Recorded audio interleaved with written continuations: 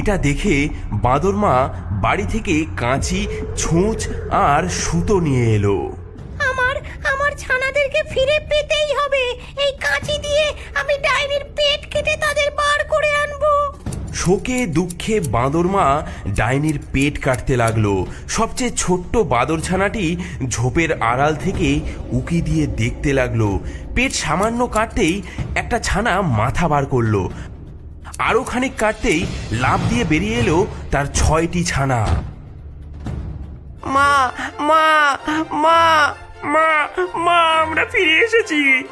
আমার বাছারা, তোমরা বেঁচে আছো? ছানাগুলো মরেনি, কারণ পেটুক ডাইনি তাদের চিবিয়ে না খেয়ে আস্ত গিলে ফেলেছিল।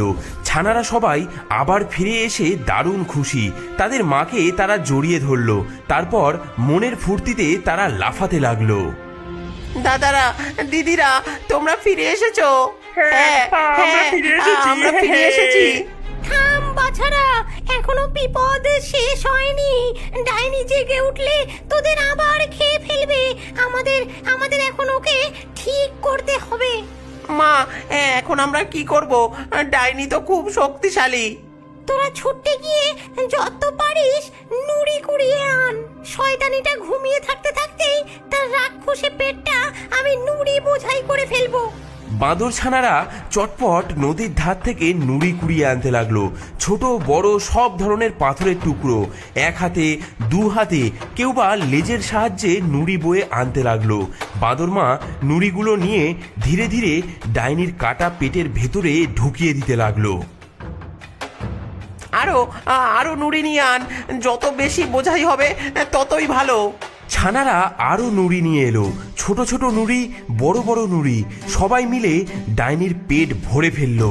তারপর বাঁদরমা তাড়াতাড়ি সেটা সেলাই করে দিল।